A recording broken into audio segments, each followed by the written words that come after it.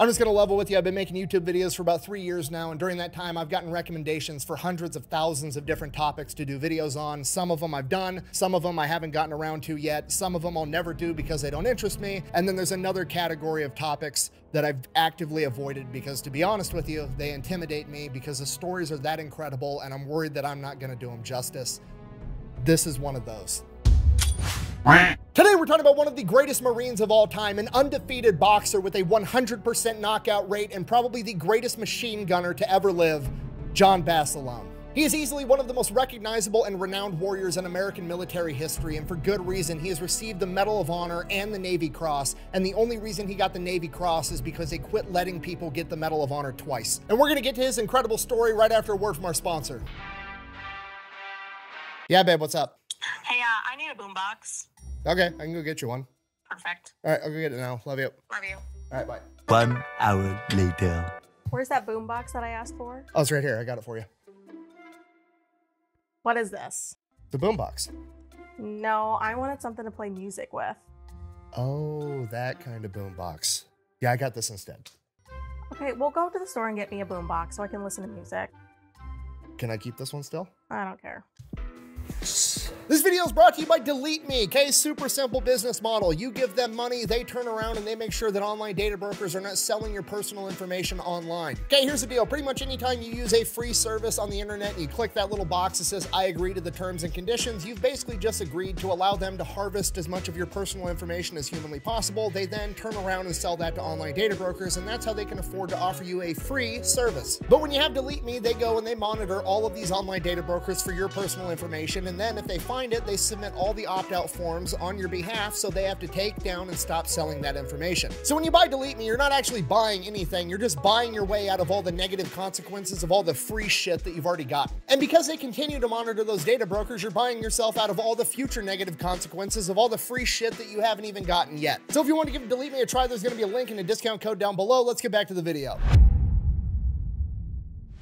John Basilone was born on November 4th, 1916 in Buffalo, New York, and spent his entire childhood growing up in Raritan, New Jersey. He was the 6th of 10 children with 2 older brothers, and both of his parents were first-generation immigrants that had just moved here from Italy. And like pretty much all World War II vets that we've ever talked about, he grew up in poverty during the Great Depression. Despite that, his father truly believed that America was the greatest place on earth. It was the land of opportunity, and he instilled that in all of his kids. Growing up with 2 older brothers in New Jersey, John got really tough really quick as a kid. He was extremely stubborn. He rode that line between bravery and stupidity with everything he did, and he was not particularly good at school. He could never pay attention in the classroom, but he excelled at anything athletic, and he never shied away from a fight. When he was 7 years old, he famously decided that he was going to make a 1,000-pound bull that had nearly killed 3 grown men previously his pet. It's a bold strategy, Cotton. Let's see if it pays off for him. So 7-year-old John, with zero fear in his body, hops in this pen with this bull and goes to pet it. The bull charges him, he dodges it. The bull charges him again, he dodges it again, and finally the bull just kind of squares up with him, and John slowly walks up to this bull, and right as he's about to place his hand on the bull's head, right between his horns, the bull rears down and launches John 20 feet through the air, and he lands flat on his back. Luckily, John makes it out of the pen okay. Needless to say, that bull did not become his pet, but it goes to show that he is either gifted with an extreme amount of bravery or stupidity, and only time is going to tell which one it is. Now, around this same point in his childhood, John and his brothers end up going to the local movie theater, and they watch a movie about a boxer. And this movie inspires John and his 2 older brothers to all want to become boxers, but the problem is there's no boxing gym in Raritan. He can't afford any boxing equipment, so the 3 brothers just start trying to mimic the training from the movie. They all start jumping rope. The problem is they don't have jump ropes, and they can't afford it, so they start jumping rope with a clothesline. They started chopping wood with an old rusty axe they found. They start doing focus mitt drills with their bare hands because they can't afford any equipment. And this goes on for the rest of his childhood. Academically, John struggles in the classroom, and at school, he's not very popular either. And it's not that he's dumb. He can do everything. He can read, he can write, he can do math. He just can't stand sitting there for 6 to 8 hours a day looking at a chalkboard and some teacher droning on. He would zone out, and then next thing he knows, the bell would ring and class would be over, and he didn't pay attention to any of it. because of this, after he graduates from 8th grade, he informs his parents that he is not going to be attending high school and he's going to go out and get a job and start contributing to the family. Because he's 14 at the time, there's not a whole lot of jobs that he can do, so he gets the first one he can get his hands on, and that is being a caddy at the local golf course. And at first, John absolutely loves it. He's outside, he's moving around, he's earning money to help his family. All these rich businessmen are giving him these huge tips because he does such a great job. And when he's not hauling golf clubs, he's hanging out at the golf course clubhouse with all these rich businessmen, and they end up teaching him how to gamble, and he gets really good at that, and he starts making money doing that too. And this goes on for years, and as John turns 16 and then eventually 17, it's getting to the point where he can go out and get a real job. And John absolutely hates the notion of it. He resents the fact that society is telling him he has to go out and get some monotonous 9-to-5 job that he just has to do every single day for the rest of his life. In his mind, it's going to be just like sitting in that classroom zoned out, and John doesn't know what to do because that's not what he wants in life. Not knowing what to do, John goes to his church and he's praying about it. He's just sitting there, he's hanging out, he's thinking about what he wants to do for the rest of his life. While he's there, a Catholic priest by the name of Father Russo comes up and starts talking to John. You know, he's clearly troubled, wants to know if he can help, and John ends up asking Father Russo, that he's known pretty much his entire childhood, like, hey, Father, you know, you were an athletic guy, you were in college, you could have been a doctor, you could have been a professional athlete, you had the whole world at your fingertips. How did you decide that you wanted to become a priest? And Father Russo told him that he just felt a calling, that that's what he was supposed to do, so he did it, and he told John that if he listened, God would probably give him a calling too. So John takes that advice and he's trying to listen or look out for any sign that maybe God's going to give him. And then one day he has what he describes as a vision that he's supposed to become a warrior. And because of this, John joins the United States Army in 1934. Now the problem is John doesn't really know what he wants to do in the Army, but he knows that his calling is to be a warrior. So he wants to be the biggest, baddest, most untouchable warrior on the battlefield, which is obviously being inside of a tank. Best job I ever had. The problem is that John thinks that being cooped up inside of a tank is going to be just like sitting inside that classroom, and he absolutely hates the notion. He wants to be outside, moving around, doing things that are physical, so he picks the next best thing on the battlefield, a machine gun. And this suits John for multiple reasons. One, he's kind of a bigger guy by the standards of the day, right? He's 5'9", but he's 185 pounds with almost no fat on him. And on top of that, he's been doing nothing but lugging around golf clubs for the past 4 years, giving him a ton of stamina, which is good news because he's gonna need it, because the machine gun back in 1934 was the Browning 1917, which was a fucking machine gun that required 7 quarts of water to cool the barrel down. Between the gun and the tripod, the entire thing is 103 pounds, not including the ammunition. And John is absolutely obsessed with this gun. He knows absolutely everything about it. He knows where to place it on a battlefield, how to set it up, how to clear every different type of malfunction. They have competitions on how to disassemble and reassemble it and run a functions check completely blindfolded, and John wins those competitions every single time.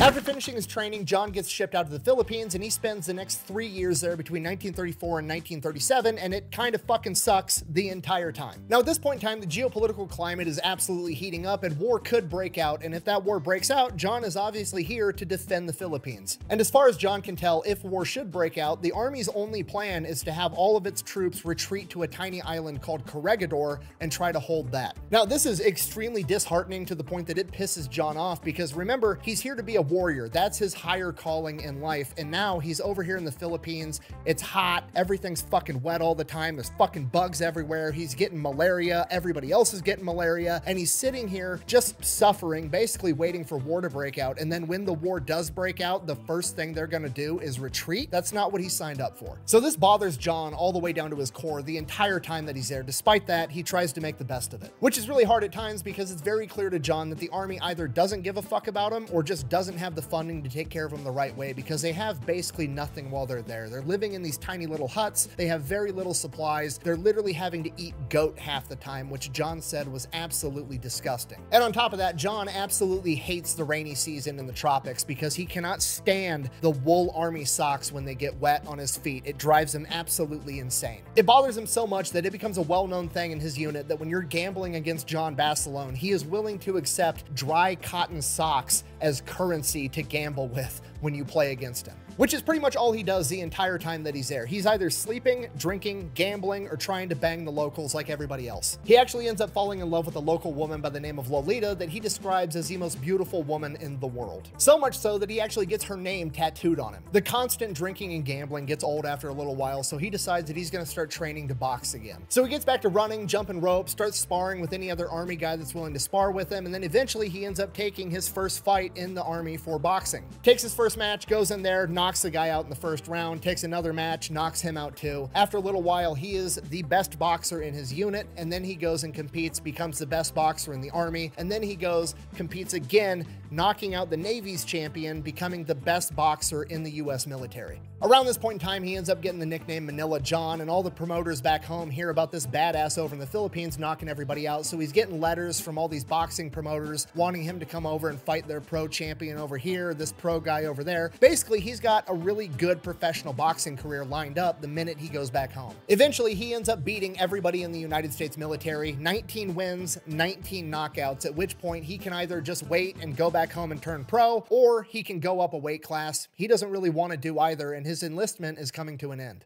John decides that he does not want to go up a weight class. He definitely does not want to re-enlist in the Army because he's past 3 years of fucking sucked. And he doesn't want to go back home and become a pro boxer because he doesn't think that that's the warrior calling that he had from his vision. So John finishes up his enlistment in 1937 and goes back home and moves in with mom and dad all over again, and he is right back at square one, not knowing what to do with the rest of his life. He goes right back to being a caddy at the golf course, and at this point, mom and dad are getting worried because, I mean, he's a 21-year-old man, and this is the 1930s. He should be having kids by now, and he's over here working some part-time high schooler job. He needs to go and get a real job and make something of himself and start building a family. And while nobody's saying it out loud, John feels that constant pressure both from his family and his community, and he just doesn't know what to do. So he basically just goes back to what he was doing in the Philippines, right? He's carrying golf clubs during the day, he's gambling, he's drinking, and he is fucking everything that moves. You gotta realize, he's the 21-year-old Army veteran that just got back from the military. He's 185 pounds, built like a brick shit house with 19 knockouts. He's seen as a very eligible bachelor by all the young ladies in town. So he's doing stuff with them. He's even banging the old widow that runs the flower shop down the street. I'm not kidding. So that's going on for a while. Then eventually his dad confronts him like, Johnny, what the fuck are you doing with your life? You need to get your shit together. So John is like,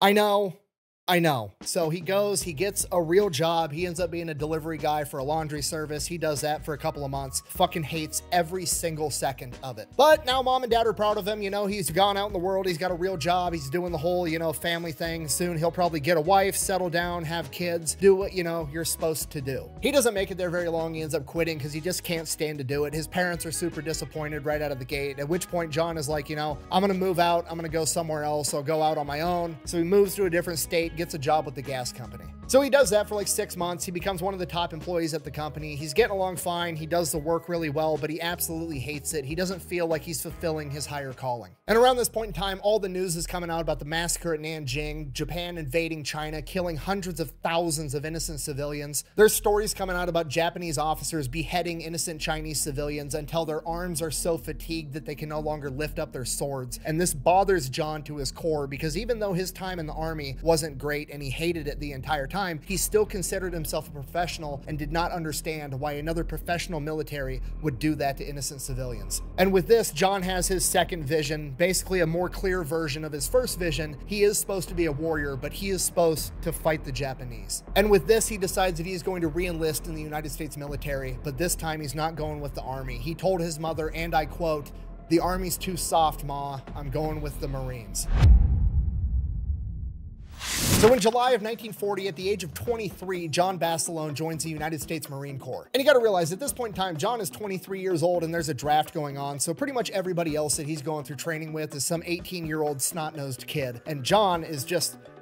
he's getting through it. So he crushes basic training, goes off to machine gunner school for the Marine Corps, and while he's there, he just starts hustling all of his classmates. He sits there and very loudly and very vocally expresses frustration in his inability to disassemble and reassemble the machine gun, which obviously he knows how to do extremely proficiently, but he plays it off like he can't. And then he suckers other young, cocky Marines in to a challenge of assembling and disassembling it and running a functions check, and whoever wins, wins money. And then as soon as they put money on the table, he just takes everybody's shit, including their socks.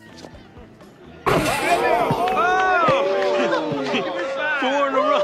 You know, something? This is like the luck of the Irish, only I'm not Irish, so you figure it out. So he gets done with training. He's older, he's more mature, he already knows everything. Very quickly, he ends up becoming a gunnery sergeant. He's in charge of 11 other men and 2 machine guns. And he takes being a leader very seriously. He makes all the men in his section train and retrain over and over and over again with the machine gun, how to set them up, where to set them up, absolutely everything, to the point that they are just as good as he is. Then they end up getting shipped out to Puerto Rico for amphibious landing training. He's back in the tropics, absolutely hates it. Everything's wet, his feet are wet, his socks are wet, there's fucking bugs everywhere. He doesn't like it there. He ends up training there for an entire year. And as per usual, when he's not training, they're going out, they're gambling, they're drinking, and they're fucking everything that moves. At this point in time, he becomes kind of infamous for every time he gets hammered, he turns his hat, also known as a piss cutter, sideways to let everybody know, hey, I'm fucking hammered. So after a year, they get done with training. They're just waiting on orders on where they're gonna go. Paris Island is apparently full. So according to the rumors, the US military has went out and built an entire new base for the Marines. And this base is fucking awesome. There's a new movie theater. There's an athletic facility. There's a new chow hall that serves steak and lobster and cake and ice cream every single day for breakfast, lunch, and dinner. Everybody is fucking pumped because they've been hanging out in the tropics where it sucks, basically living in tents. And now they're finally gonna go and get appreciated for the elite fighting unit that they are. So they get shipped out, they travel, they make it all the way to New River, North Carolina, where the new base is, and they get there, there's nothing there. There's like a couple of buildings for the officers, and then it's just a fucking swamp. They have no mission, there's no training schedule, they're literally just existing, living in tents in a swamp. Because at this point in time, America isn't in the war yet, so basically they're one of the most highly trained units that America has, but they have nowhere for him to go, so they basically just like set him off to the side and told him to go camp in a swamp for a while, and it sucks the entire time. So they're there for a couple of months, and then they get word that they're going to a different new base, and this base surely is the base they were originally talking about, right? With the chow hall and the steak and the lobster and the cake and the ice cream and the athletic facility and the new barracks. Everything's gonna be awesome. The new base is actually ready. They ship out. It's a very short drive. They come to this new place, Camp Lejeune. Also, no buildings, just a fucking swamp. Is it close? Very.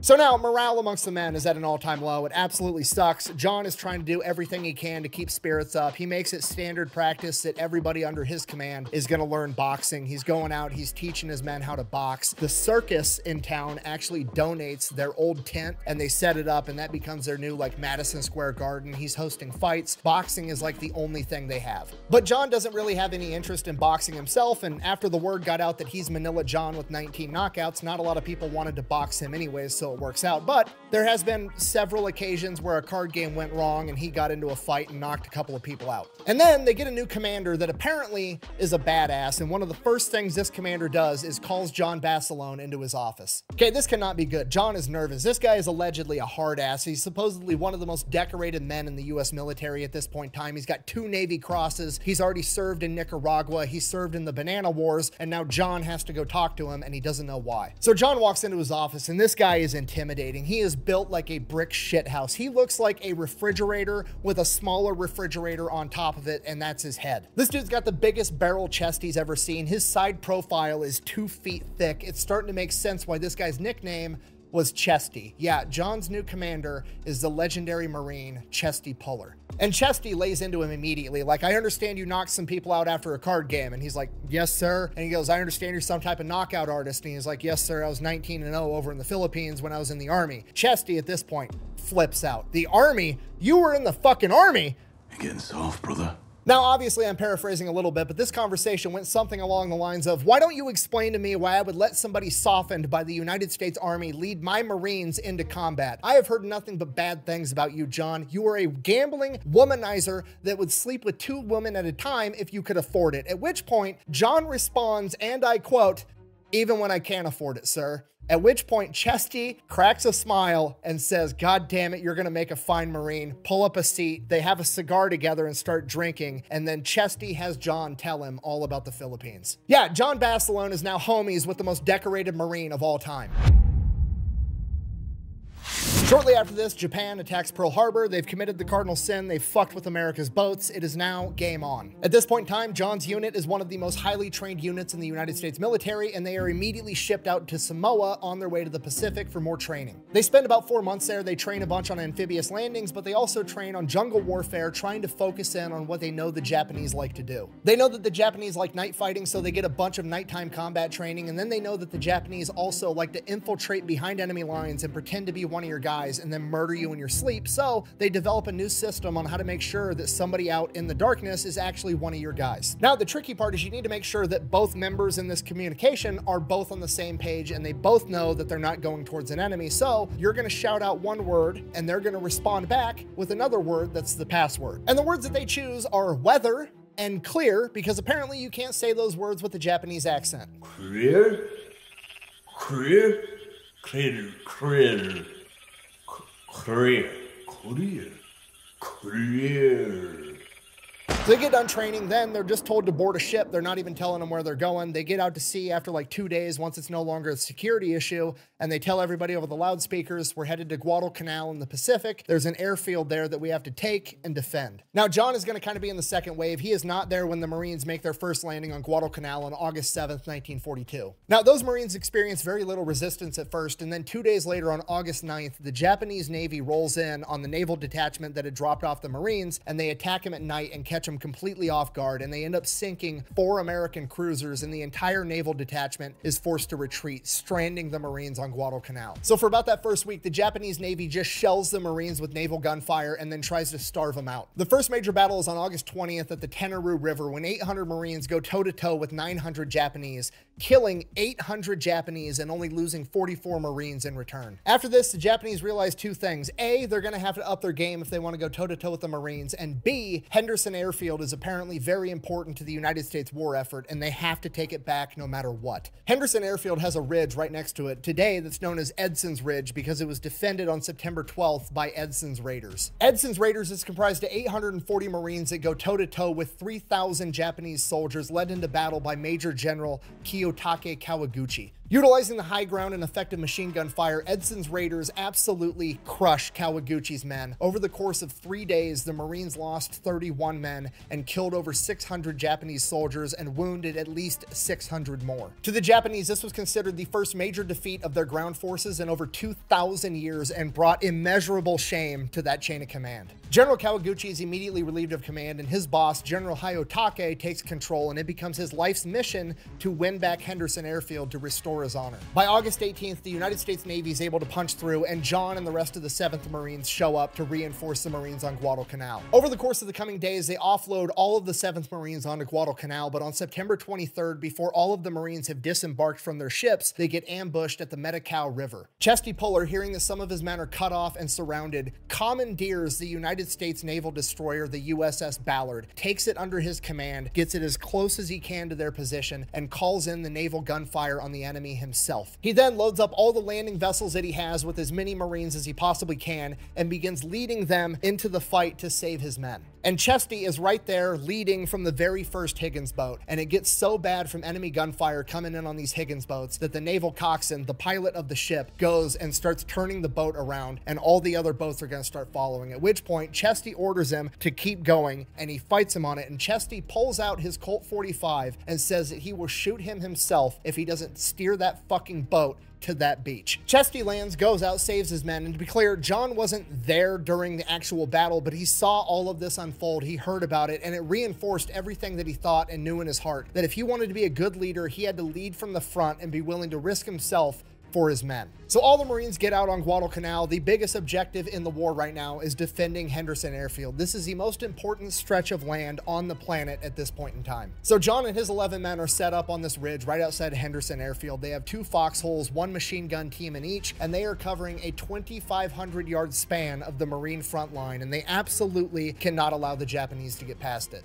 On October 23rd, General Hayotake, who remember feels that he has been shamed by allowing his subordinate to lose to the Americans for the first time in 2,000 years. He is willing to die to win this fight, and he sends all the men that he has directly towards the Marine Corps' front line. And hundreds of them are headed directly towards John Basilone and his 11 men. The Japanese soldiers headed towards John and his men were covered in leaves for camouflage, and there were so many of them that Basilone's men said it looked like the jungle itself was coming to eat them. And while that is horrifying, you have to remember that John and his men have 2 heavy machine guns with overlapping fields of fire and the high ground. It's going to take a literal army to uproot John and his men. John and his men start mowing down wave after wave of Japanese infantry, and they just keep coming because they are under the command of General Xidax, and this man is willing to die to win his honor back, and he's willing to sacrifice all of his men as well. Not only are John and his men metaphorically stacking bodies, they're literally stacking bodies to the point that it actually becomes a legitimate problem. John has to get out of the foxhole and push over piles of dead corpses because they're beginning to obstruct the view from his machine gun positions. They fight for hours, mowing down wave after wave of enemy, and by the end of the first day, John has lost 4 men and killed who knows how many Japanese in return. On the second day, they still weren't able to get past Basilone and his men, but they were able to punch through the Marine Corps line on John's right flank, and they surrounded John and his men. Okay, so at this point, on one hand, this is a horrible situation to be in, but on the other hand, this is exactly the type of shit Marines are into, okay? This is what they call a target-rich environment, and now that they're surrounded, the enemy doesn't have anywhere else to go but to fight them. This is exactly what they want. The only problem now is that the rest of the force is cut off from him, so he can't get any more ammunition or water for the guns, and to make things worse, he's been fighting for so long, his fucking wool socks are wet. So at this point, John's like, fuck it, I'm gonna go get the ammo myself. He takes off his boots, he takes off his wet wool socks, grabs a machete and his Colt 45 1911, and takes off through enemy lines to go get more ammunition and water for his men. John not only makes it through the enemy lines barefoot, he actually gets more ammo, more barrels, and more water for the guns, and makes it back to his men. And over the course of the next day, he does this 2 more times. John and his men continuing to fight the entire time, mowing down scores of enemy soldiers. But slowly, John starts losing more and more men. First it was 4, and then 2 more, and then he's lost 8 men, and then suddenly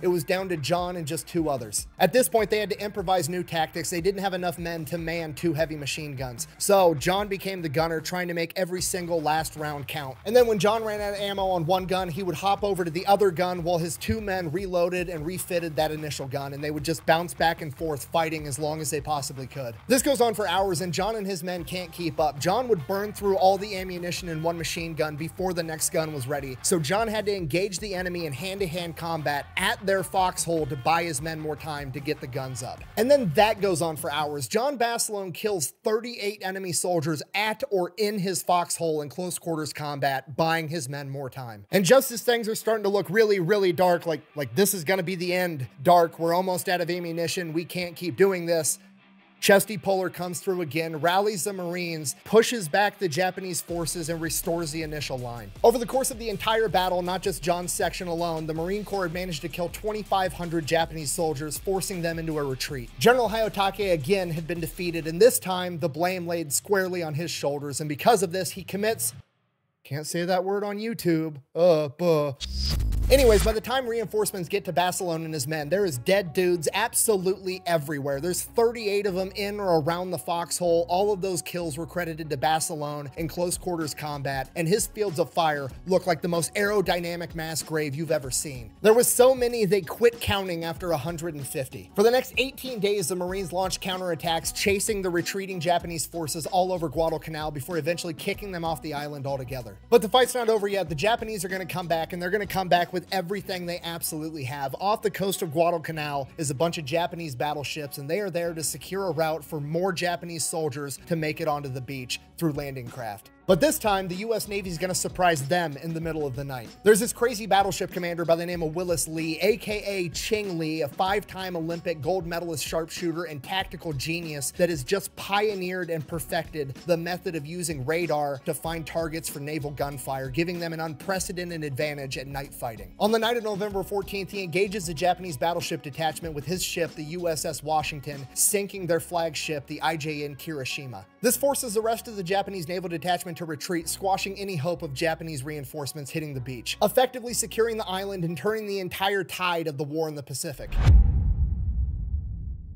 By January 1st, 1943, John and the rest of the 7th Marines were sent to Melbourne, Australia to recover from months of intense combat. And once the Marines get there, it turns into one gigantic party because now the people of Australia have been living under the worry that the Japanese were going to invade them next. And now they're tucking their tail and they're running from the Marine Corps and the United States Navy. The Marines are heroes to every single person in Australia. The Australians were so grateful to the Marines, it said that there wasn't a single bar or home in Australia that wasn't open to a United States Marine. And they couldn't pay for one of their own drinks even if they wanted to. For an entire month, John Basilone is wearing his piss cutter sideways, absolutely hammered. And then one day he wakes up at like noon, probably still half drunk, feels like he's been hit by a truck, and his arm is just absolutely on fire. So he sits up out of bed, he looks over at his arm is just all bandaged up, and he has no idea why or what happened. And he's like worried that he like did something stupid, he jumped off a roof, broke his arm, something happened.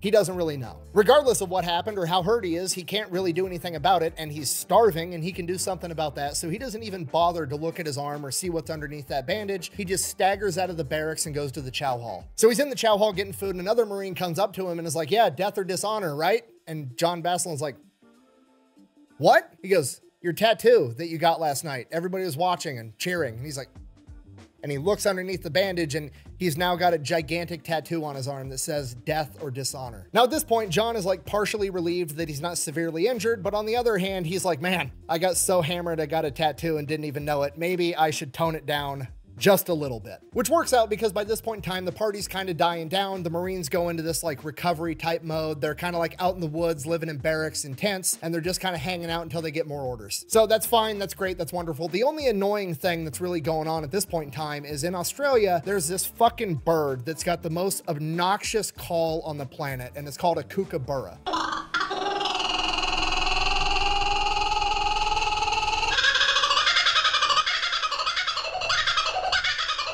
John and the rest of the Marines absolutely hate these birds because of how obnoxious they are, to the point that they start opening fire on the birds whenever they hear them just to get them to shut the fuck up. At which point the chain of command is like, you guys need to stop. You can't keep shooting at these tiny birds with Browning machine guns, okay? Quit it. They didn't. They kept doing it, and then whenever the chain of command asked what they were doing, they would say they thought they saw a Japanese spy just to get these birds to be quiet. This goes on for months, just hanging out in the woods, recovering, shooting at these annoying birds, and then by May, John finds out that he is going to be awarded the Medal of Honor for his actions on Guadalcanal. Initially, he is told that he's going to go back to the United States, and FDR himself is going to put the Medal of Honor around John's neck in front of his friends and family in his hometown, but John doesn't really feel like he deserves it, or he has feelings that there's other men that deserve it just as much as he does. He said, and I quote, I just happened to be there. Anyone would have done the same in my place. And because of this, he feels like that Medal of Honor doesn't just belong to him, it also belongs to his men. So he actually opted to have the Medal of Honor ceremony in Australia on May 21st with his men present. And at this point, the Marine Corps realizes they have a unique opportunity. They've got John Basilone, this young, good-looking, 185-pound brick shithouse of a Marine that's got 19 knockouts in boxing and the Medal of Honor around his neck. And they ship him back home, and he's going to be doing war bond tours to raise money for the war.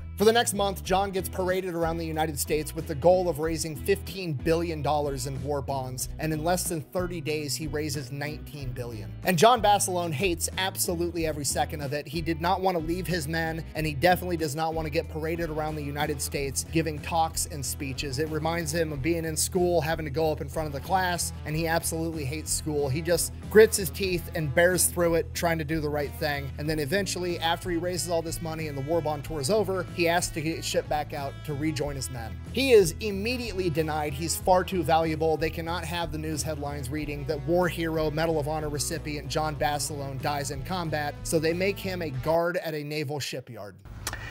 This is the worst. This goes on for months and months, just John stuck inside of a guard shack, similar to that classroom that he hated as a child. And it's just eating away at him. He starts to become an alcoholic. It's just the loneliest he's ever been in his entire life, and he hates every single second of it. And then in November of 1944, he hears word that his old unit under the command of Chesty Puller is almost wiped out at the Battle of Peleliu. And this is the last straw for John Basilone. He's not going to sit in this guard shack anymore while his men are out there fighting and dying without him. He storms into General Vandergrift's office, the same man that pinned the Medal of Honor on his chest in Australia, and tells him the newspapers are going to read one of two things. things. They're gonna read that you had to court-martial war hero John Basilone, or they're gonna read that John Basilone is returning to the Pacific. You can pick which one. And then he says, and I quote, "How's it gonna look if we retake Manila and Manila John isn't there? I'm staying with my boys. They need me." Within days, John is given orders to report to Camp Pendleton, where he is going to lead a machine gun platoon that's getting ready to ship out to the Pacific. But before that, he's given 3 days of leave to go back home to Raritan, New Jersey and get his affairs in order. And while he is there, he has his third and final vision, and it is alarmingly clear to him that he is going to die in combat. Despite that, it doesn't even really faze him because he knows it's his destiny. He tells his brother that he had this vision. His brother doesn't quite believe him. He gets his affairs in order and he heads off to Camp Pendleton. While there, he meets Lena, a female Marine cook, falls in love with her, and they get married almost immediately, and they have 1 month together at Camp Pendleton.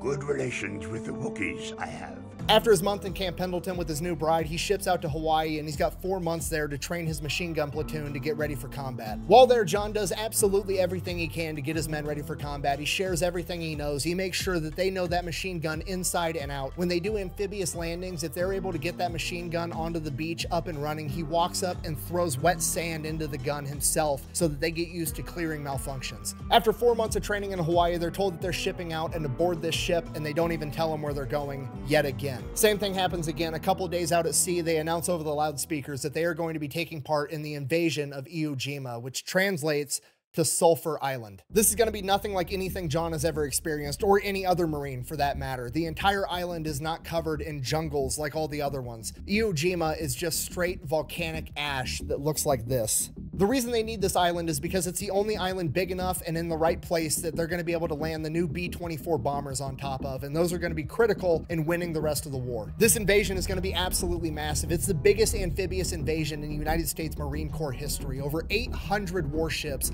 250,000 men, and 70,000 Marines. John and his men are going to be landing on Red Beach too, and as the first wave lands on Red Beach, nothing really happens. There's a little bit of enemy sniper fire here and there, but there wasn't artillery, there wasn't mortars, they weren't opening up on them with machine guns while they were in the Higgins boats, and as soon as they get on the beach, there's nothing there either. So the Marines just kind of lay down and get low, trying to not be an easy target for a sniper, and then the second wave lands, and then the third, and then John's on the beach with his men on Red Beach too, and he looks out and just sees clustered Marines laying along this beach on volcanic ash that you can't dig into, and he has the oh fuck moment, and he realizes what's about to happen. The Japanese absolutely have every square inch of this beach sighted in with mortars and artillery, and there's pillboxes and bunkhouses off in the distance that are probably concealed and you just can't see them yet. Chuck Tatum, one of John Basilone's men, was laying down at the time, and he said that everybody had this feeling of like, maybe this is going to be an easy day. Maybe the Japanese got scared and they fled and retreated already out of the gate and we've already won. And then he hears John Basilone start screaming, "Get the fuck up and start moving up the beach or you're gonna die," as he literally starts kicking Marines in the ass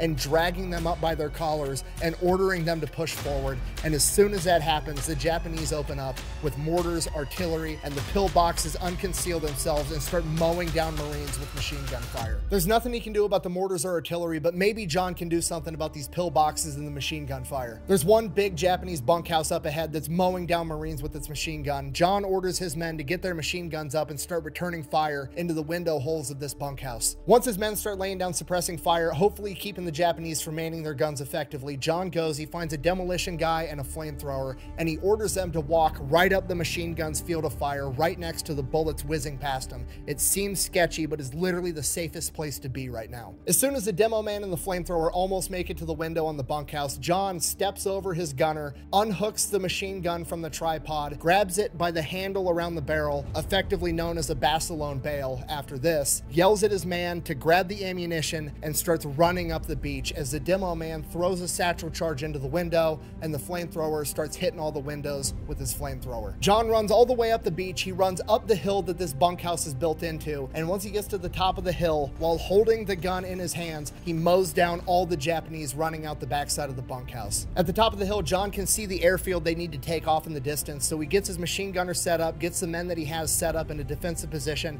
and goes back down the beach to get the rest of his men, just like his mentor Chesty Puller would. He makes it back to the base of the beach, he gets all of his men, and they start making their way up the beach to secure this position. And then suddenly, John and 5 of his men are hit with a mortar, killing all of them. John Basilone is credited with saving dozens, if not hundreds of Marines with his actions on the beach that day. For this, he was nominated for a second Medal of Honor, but by this point in time, it had become common practice to never award the Medal of Honor twice. So he was posthumously awarded a Navy Cross and a Purple Heart, becoming one of the most decorated Marines of all time. And many of the Marines that he saved that day would go on to take Iwo Jima and ultimately win World War II. And that is the story of John Basilone, Manila John, the greatest machine gunner to ever live. Thank you for watching. Best way to support the channel is go buy some merch over at thefatelectrician.com. Whack bang out. I absolutely hate endings like that.